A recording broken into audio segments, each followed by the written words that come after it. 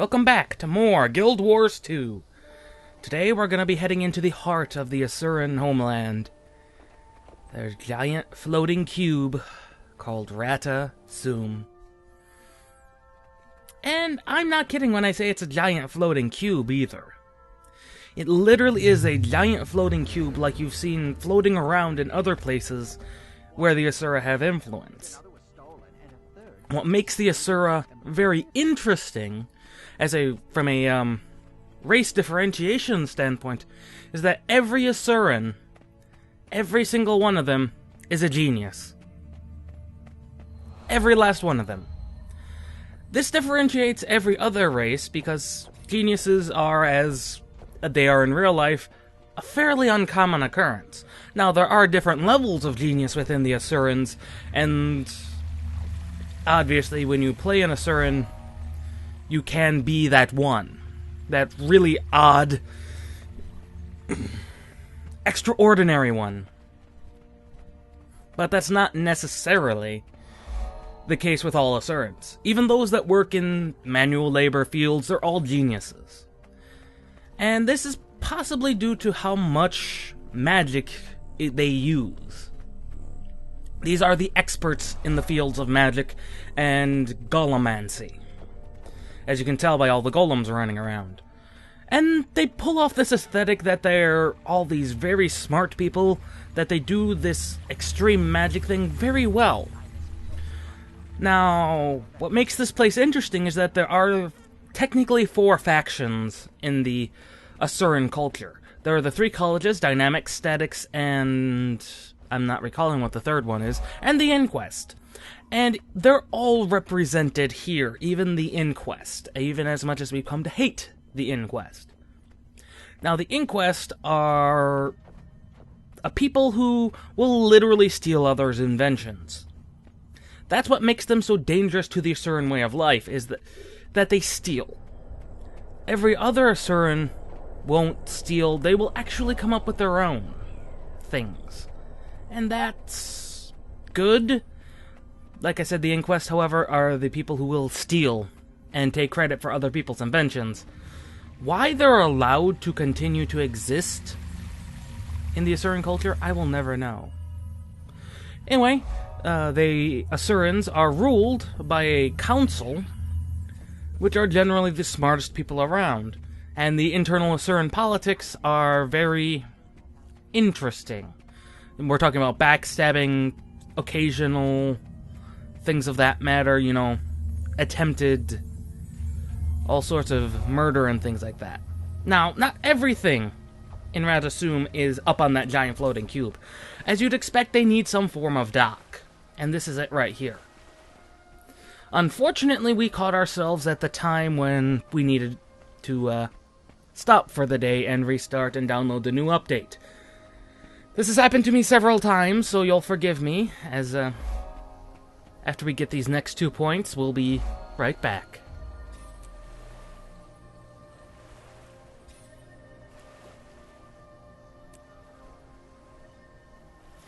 And suddenly it's daytime. I love these kinds of transitions. I don't know why it decided to be daytime, where it was nighttime before, but hey, that's Guild Wars 2 for you.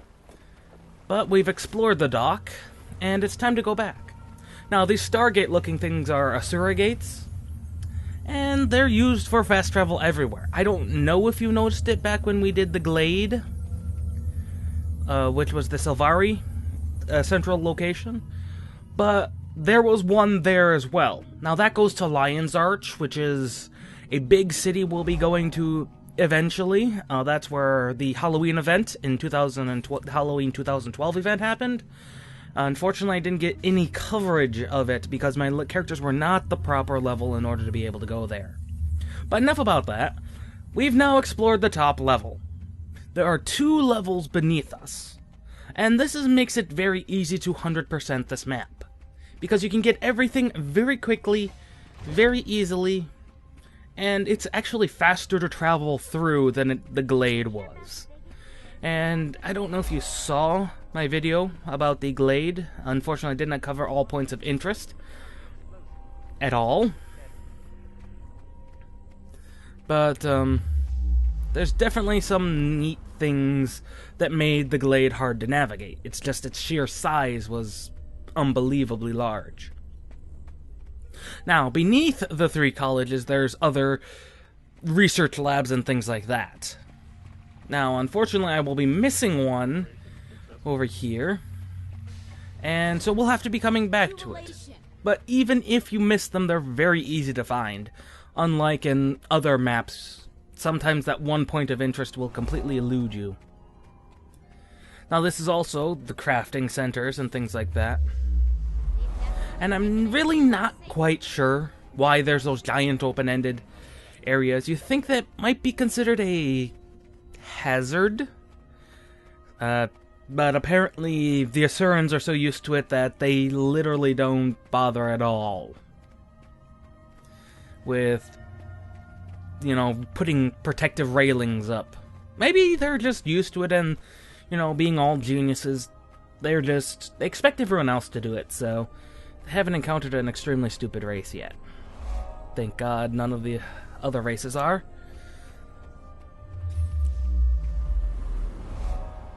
Now, you're also, if you're paying attention to the names, we've seen the Vigil and the Priory recruiting stations. Now, those two we will be seeing later in Aerothin's story, as you will in every character's story. They're the 3 main, I guess you could call them factions, but they're really... Impossible. The sedition inhibitor... Yeah, they're not really... If someone determined a way to suppress the inhibitor... They're not really factions, but they're 3 groups, 2 of 3 groups that are trying to destroy the Elder Dragons. The Vigil, I won't go into them, because they're covered in their own story arc later, but we're on to level 3, and as you can see by the red lighting here, this is the Inquest location.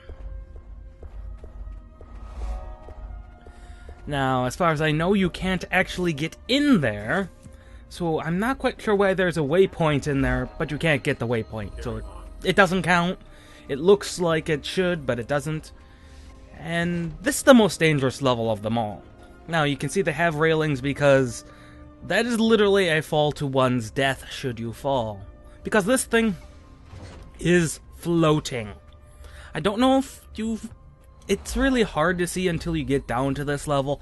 This thing is a giant floating cube.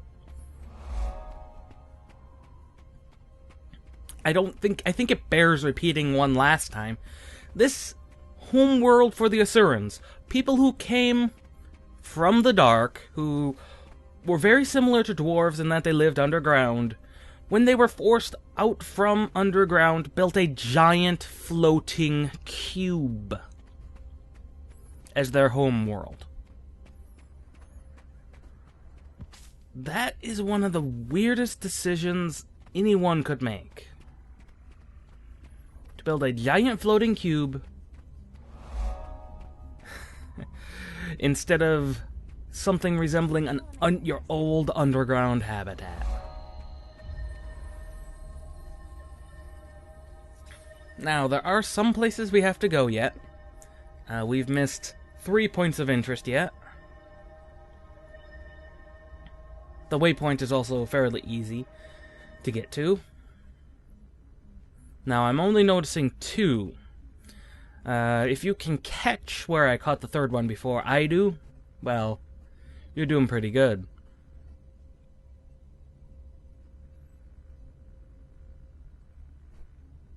Have you caught it yet? Remember, the 2nd level is split up to, in the various colleges, a 3-wing setup. A 2 extra wing setup. I missed one. I missed one of those 2 wings in the, I believe that's the Dynamics College research wing, which will actually hinder your map completion significantly. And I must say, as a race, the Asurans are very interesting to play. That was the 2nd character I rolled, was an Asuran engineer. And while the class was, rather interesting and difficult to play for the most part. The Asuras are very interesting people. We haven't had much contact with them as a Sylvari. That is a very unfortunate thing. We've had a little bit of exposure, but unfortunately not enough to really make it count.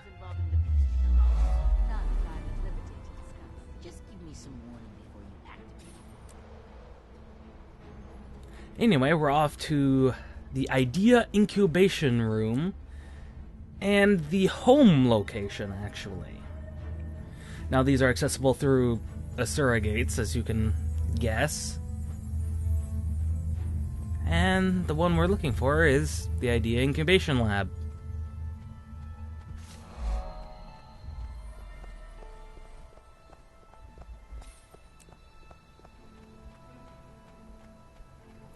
That was an easy enough thing. So,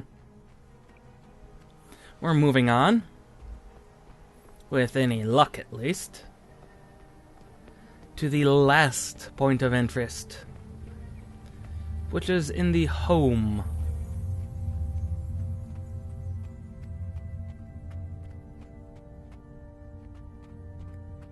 Now, all races have a quote-unquote home, as you saw with Aerothin earlier in her story. There is one we went to. That's when we first spoke to Kaith.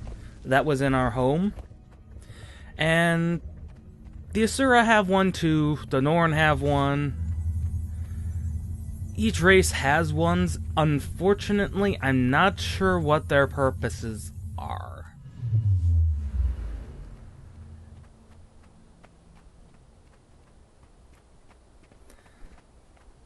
But I'll see you guys next time. This is Stomping Llama, signing out.